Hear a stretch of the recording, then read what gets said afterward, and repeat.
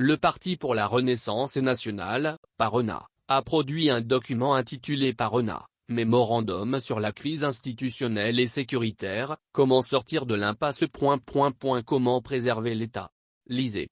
Faute de volonté politique, le gouvernement de transition se retrouve, à 4 mois de l'échéance annoncée, dans l'incapacité d'organiser les élections marquant la fin de la transition et dans l'impossibilité de produire un nouveau calendrier électoral. Le processus de restauration de l'ordre constitutionnel est dans l'impasse. De l'impasse sécuritaire est telle que le pays court le risque d'un nouvel effondrement.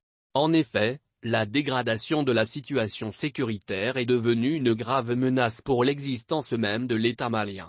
Il n'y a pas un jour sans qu'un drame ne se produise quelque part sur le territoire, villages assiégés, villageois expulsés de leur foyer, champs brûlés, enlèvement de milliers de têtes de bétail, ponts et puits dynamités, policiers exécutés, exactions en tout genre contre les civils, attaques contre les détachements et convois de l'armée, militaires et dont tués. Le sang coule presque chaque jour au Mali, Marebougou/Djenné, Sibignono, Songo, les villages de la plaine de Sabali-Bougou. La mort, le 30 octobre 2021, de cette Fama à Ségou et à Mourdia illustre la détermination des groupes terroristes qui ont étendu leur emprise sur la quasi-totalité du territoire. Les populations sont abandonnées à elles-mêmes dans les cercles de Niono, Kémassina, Tenankou, Yowaru, Djenné et dans des secteurs entiers du cercle de Mopti.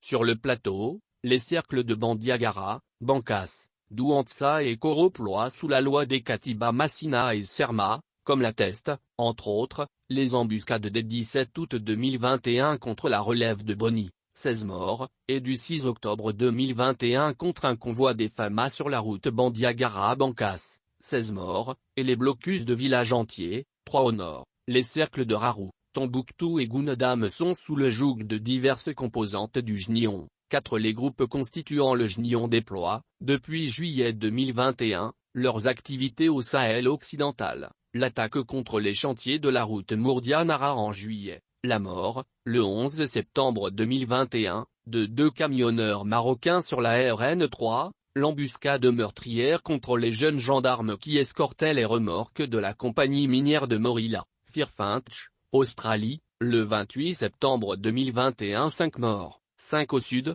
l'attaque contre les chantiers de l'OTA Blindio. Dans la nuit du 20 au 21 octobre 2021, les menaces contre Niena, le 26 octobre 2021, sont les dernières manifestations d'un maillage des communes de la région de Sikasso par les groupes djihadistes. 6 L'extension continue de l'insécurité illustre l'échec du gouvernement de transition que rien ne saurait cacher. 7 La sous-administration du territoire, entamée au début de la crise sécuritaire et institutionnelle, 2012-2013, s'est amplifiée, moins dans les régions de Kidal, Ménaka, Gao, Tombouctou et Tadoudeni. Seuls 18 administrateurs sur 131 étaient présents à leur poste en juin dernier, cf. le rapport du secrétaire général des Nations Unies, juin 2021, moins dans les 5 régions du centre. Les anciennes régions de Ségou et de Mopti, 18 sous-préfets sur 93 étaient présents sur leur lieu d'affectation en juin. Dans la seule région de Mopti, 51 maires sur 108 avaient abandonné leur poste.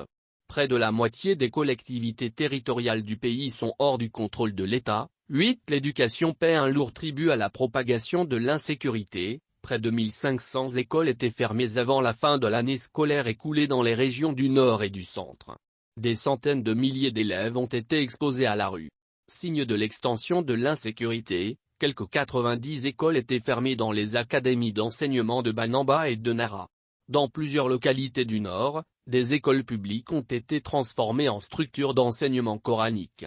Illustration de l'éclipse de l'État, la réouverture des écoles fermées a fait l'objet d'un accord négocié en mars 2021 entre les communautés El Assaria Al-Forkan, affiliées à ACMI.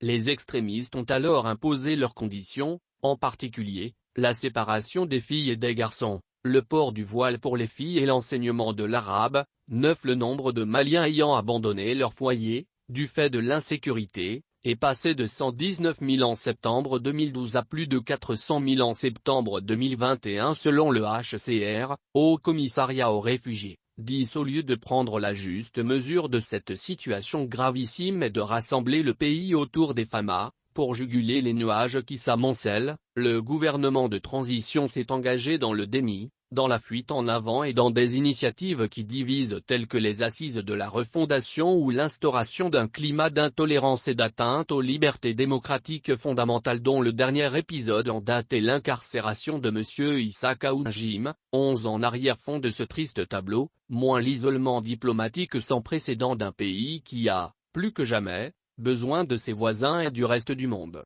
La fuite en avant et la fébrilité du gouvernement de transition fragilisent le Mali et déstabilisent ses relations internationales, moins une situation économique, financière et sociale au seuil du supportable, la vie chère résultant d'une augmentation sans contrôle ni sanction des prix des PPN, produits de première nécessité. 12 conclusions. Le Parena invite le président de la transition, chef de l'État, à prendre la juste mesure de la gravité de la situation en, moins créant les conditions du sursaut et du rassemblement autour du Mali et de son armée, moins renonçant à la tenue des assises de la refondation pour ne pas diviser davantage les Maliens autour de sujets comme l'accord d'Alger ou le découpage territorial, moins destinant les milliards initialement prévus pour les assises de la refondation aux populations en détresse qui sont chassées de leurs terres et de leurs foyers par les groupes terroristes dans les cercles de Niono et Djenné, sur le plateau et dans le delta du Niger, moins réunissant, dans les meilleurs délais, les forces vives de la nation pour dessiner une feuille de route consensuelle sur la base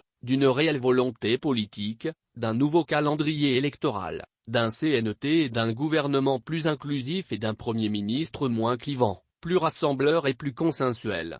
Au regard de la vocation africaine du Mali et de son rôle historique dans le processus d'intégration du continent, le Parena exhorte le président de transition à renforcer les relations du pays avec la CEDEAO et à éviter tout bras de fer avec nos voisins et nos partenaires.